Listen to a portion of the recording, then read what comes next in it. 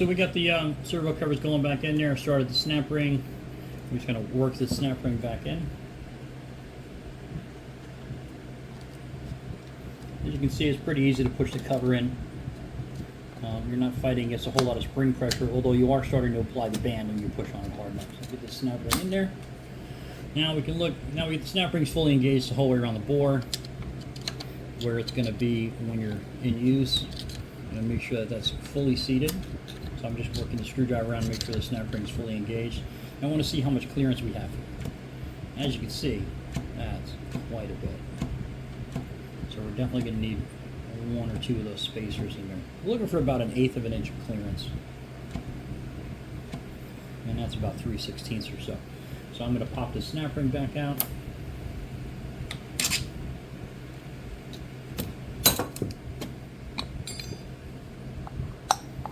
There. Grab one of those spacers. And you see that's about the diameter of the case. Don't really know where for it to go.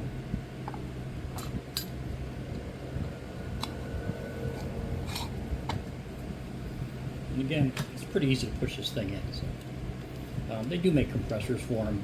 Matter of fact, I think I might even have one that bolts onto the pan lip and puts pressure on the side cover so you can, on the servo cover, so you can get it in and out, snapper in and out. But 9 times out of 10, it's just not that hard. It'll make me a liar now. It's going to give me fits. Come on, you get in there. There we go.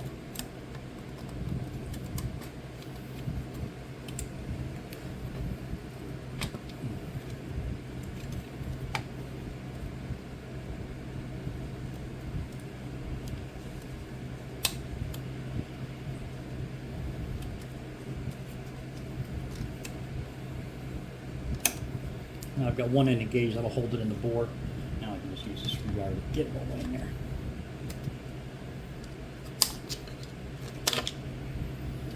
All right, that ring's engaged. Let's see how much pressure we've got, or how much play we've got. Make sure that snap ring's all engaged in the bore of the case.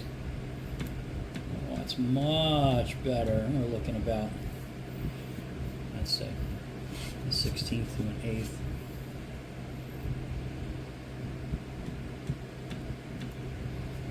Now again, you're pushing against the band, so there's a little bit of give. You know, it's a little soft once it hits the drum, so it's hard to gauge, man, 1/8 of an inch, how much pressure do I put to get 1/8 of an inch? Well, any brain surgery, you'll know it.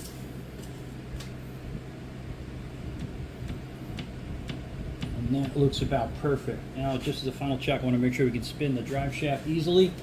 It's okay if it's a little tighter one way or the other, one way then the other, because you've got overrun clutches and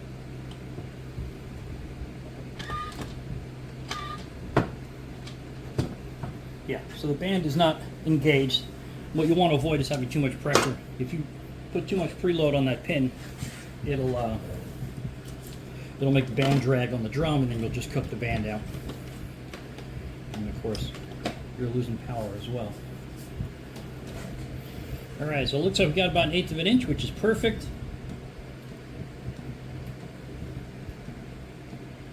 Now we just got to pop this cover back off again one more time and put the sealing O-ring on. Remember the blue O-ring we need to leave out, because the problem is pulling this pulling this servo cover on and off would be impossible. Alright, so I'm going to pull the cover back off. I got my shim, there's my 4th plies in there.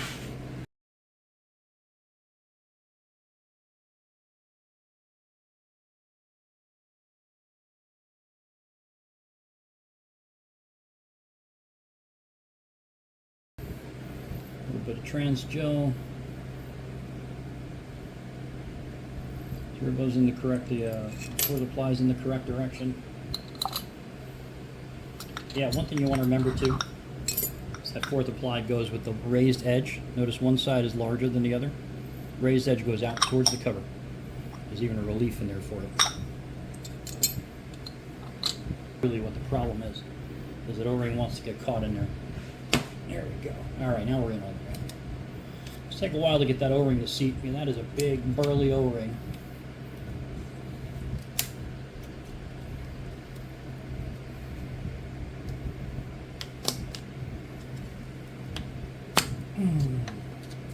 Alright, snap rings in, go around the groove, make sure it's seated all the way, because a lot of times it'll hang up outside. And that is seated the whole way around. There's our 1/8 inch of travel.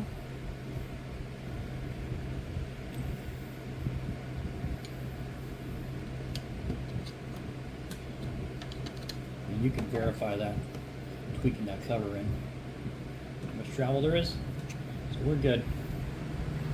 Alright, so here's the Transgo HC2 kit for 4L60E.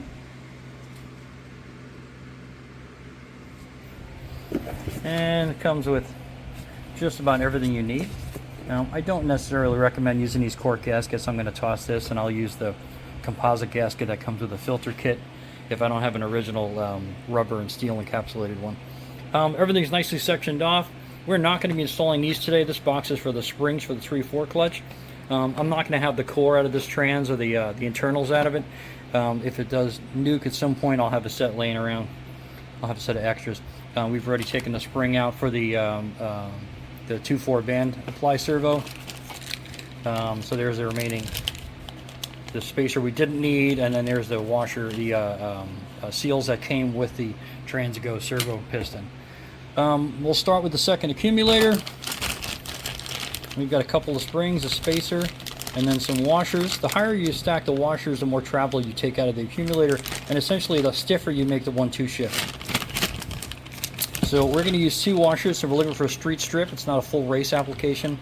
Full race we'd use all 3. Stock obviously it has none. And then also the piston gets flipped around upside down. So here's the 2/4 accumulator.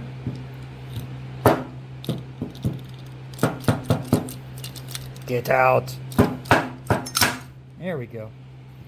All that junk out of there. A couple of springs, and there's the piston. Piston's actually going to go in upside down. And let me grab a knife and cut this bag, and we'll get rolling. Alright, so we're all set to go. So like I said, we're going to put in 2 spacers because we want a nice firm 1-2 shift. Those get dropped down the bottom. And then this is a spring seat. Then I believe the blue spring goes in. Yeah, blue spring goes in first. Piston's going to go in this orientation. It's okay if it didn't come out that way, and Transgo even tells you that. And then the orange spring is going to go in on top. And then when we're ready with the valve body back in, with the spacer plate back in, this will get installed directly in the way it's set up. Of course, you're going to have to compress down on this to get the springs to seat, and that's fine. But you'll notice how high the piston sits in the bore now with the spacers and the extra springs in there. We're going to put this off to the side, and we'll get the rest of the valve body job done. And I will save this for a rainy day. 4L60s have 7 check balls. 1 is under the separator plate. You'll see it right there next to the accumulator. And the other 6 go up on top of the plate. And you can usually tell there's wear marks. There's mating marks where the check balls were, so it's pretty hard to screw it up. Of course, there's a million different diagrams on the web. You can find out the exact check ball location, so don't sweat it too much. Sometimes the hardest part is getting the damn old gasket off the separator plate, getting it cleaned up. But that's a task for another video. Alright, so first thing we're going to do here, I notice the valve body is nice and clean. It's all been hosed out, and any dust or anything noted. It really wasn't anything. It was pretty clean, so it's not too bad. First thing we're going to do is swap 2 springs out. We're actually going to swap a spring and add a spring. So this valve right here, you'll notice these clips are all placed along the valve body. On the outside edges, they hold a lot of the valves in. So it's just a matter of hooking it.